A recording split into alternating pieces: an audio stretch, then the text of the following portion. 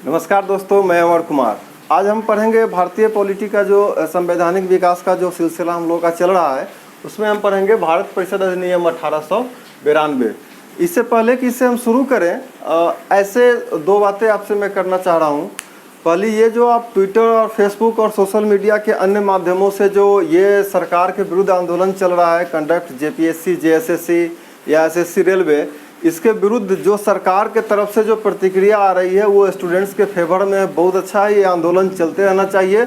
मैं भी ट्वीट कर रहा हूँ, मैं भी आप लोगों के साथ हूँ, और इस आंदोलन को आगे बढ़ाइए तब तक जब तक कि एग्ज़ाम सरकार ले न ले, और रुकना तब भी नहीं है जब एग्ज़ाम के बाद ज्वाइनिंग न हो जाए तब तक। क्योंकि जो रेलवे के तरफ से प्रतिक्रिया आई है, या जो पीयूष गोयल कह रहे हैं कि हम 15 दिसंबर से एग्ज़ाम लेंगे, तो याद रखिए इस बीच में आज से या उनके ट्वीट से 15 दिसंबर के बीच में बिहार में इलेक्शन होने वाला है। तो ऐसे ही सरकारी मशीनरी पर, खासकर जहां पे राजनीतिक स्वार्थ इन्वॉल्व होता है, आराम से विश्वास कर लेने की बात नहीं है। तो आप एग्ज़ाम का इंतजार मत कीजिए, सरकार को जगाए रखिए। ऐसा ना हो कि सरकार नींद से उठी हो, एक बार बोली और फिर सरकार सो जाए। तो आप सरकार को नींद से जगाए रखने के लिए आंदोलन जारी रखिए, और यही आंदोलन झारखंड के सुधार में भी कीजिए कि ताकि झारखंड में भी ये एग्ज़ाम हो सके। तो आज हम शुरू करेंगे भारत परिषद अधिनियम 1892। तो इससे पहले जो हम पढ़ चुके थे, तो लास्ट वीडियो में मैंने बताया था कि एक बीच में 1876 में एक अधिनियम आया था 1876 में, उसे कहते हैं शाही शासी अधिनियम। उस अधिनियम में उतना बड़ा तो कुछ था नहीं। वो जो शाही उपाधि अधिनियम था, उसके दौरान दो बातें थी। एक डेट याद रखिएगा, 28 अप्रैल 1876 को जो भारत की जनता थी, वो जनता जो भारत के भौगोलिक सीमा में, भौगोलिक क्षेत्र में निवास करती थी, उसे अब ब्रिटेन के सामग्री के अंतर्गत कर दिया गया। ब्रिटेन के सम्राट के अंतर्गत करने का तात्पर्य ये है कि यहाँ की जो जनता है वो अब ब्रिटेन के शासन के अंतर्गत सीधे सीधे रूप से कार्य करने लगी। यहाँ पे जो भी होगा अब वो ब्रिटेन से रूल्स एंड रेगुलेशंस बनेंगे, और यहाँ का सारा जनता और ब्रिटेन के औपनिवेशिक जनता के रूप में जाना गया। तो शाही उपाधि अधिनियम 1876, 28 अप्रैल 1876 को वो काम किया गया था।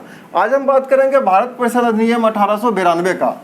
इस अधिनियम में केवल और केवल याद रखिए कि 1892, यानी जो उससे पहले हम 1861 पढ़े थे, और 1892 के बीच में अपने देश में एक महत्वपूर्ण घटना हुई थी 1885 में। 1885 में कांग्रेस की स्थापना की जाती है। मूलतः ये कांग्रेस ब्रिटिशर्स के द्वारा ही स्थापित किया गया था। उनके पीछे उनका अपना माइंड था।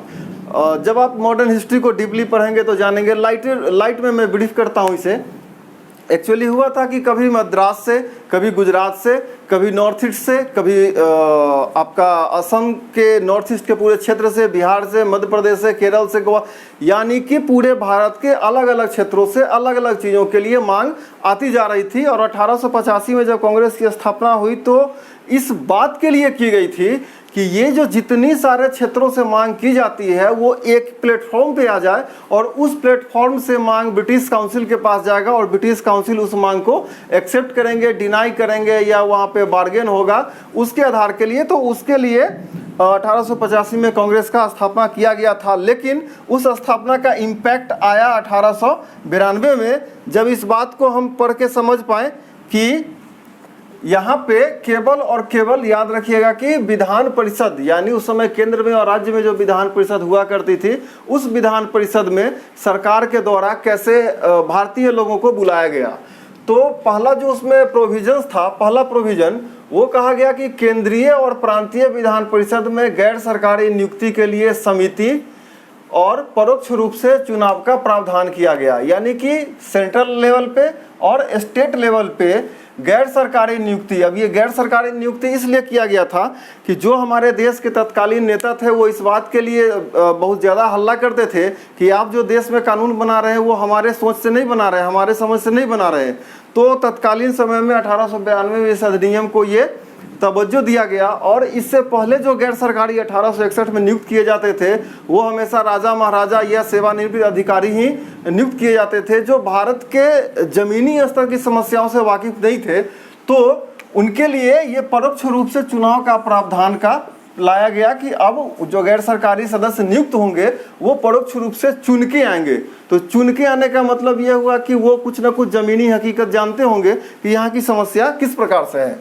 दूसरा प्रावधान था केंद्रीय प्रांतीय विधान परिषद में अतिरिक्त सदस्यों की संख्या बढ़ाई गई। ठीक है, केंद्रीय और प्रांतीय विधान परिषद में तो केंद्रीय स्तर पे 10 से लेकर के 16 सदस्य, यानी कि न्यूनतम 10 हो सकते थे और मैक्सिमम 16 केंद्रीय विधान परिषद में। और प्रांतीय विधान परिषद का बात करें तो जैसे आप मुंबई को ले लीजिए, मुंबई, मद्रास, यहाँ पे 20-20 सदस्य रखे गए और उत्तर प्रदेश का जो विधान परिषद था यहाँ पे 15 सदस्य रखे गए थे। ठीक है, यानी कि प्रांतीय विधान परिषद में भी अतिरिक्त सदस्यों की संख्या बढ़ाई गई थी और केंद्रीय में, लेकिन उनका एक कंडीशन था कि दोनों में, केंद्र में और प्रांत विधान परिषद में 2/5 सदस्य जो होंगे वो गैर सरकारी होंगे। ठीक है, यानी कि मिनिमम 10 में भी और मैक्सिमम 16 में, या यहाँ 20 है यहाँ 15 है, तो 2/5 सदस्य जो होंगे वो गैर सरकारी सदस्य होंगे। ये भारत परिषद अधिनियम 1892 के अंतर्गत प्रोविजंस था।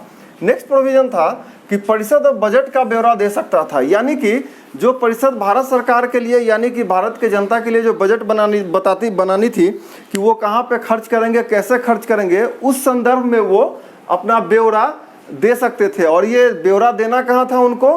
विधान परिषद में। लेकिन वहाँ पे भी एक कंडीशन डाला गया जो यहाँ पे सदस्यों की मांग थी कि सरकार से प्रश्न पूछने का अधिकार दिया गया। ये सरकार से प्रश्न पूछने का अधिकार का तात्पर्य है कि बजट के संबंध में जो बातें थी कि जैसे वो अपने बजट में अगर डाले होंगे कि हमें सिविल मैटर पे इतना खर्च करना है, डिफेंस पे ये खर्च करना है, तो उनके जो बजट की जो प्रक्रियाएं थी उस संदर्भ में सरकार से प्रश्न पूछने का अधिकार दिया गया।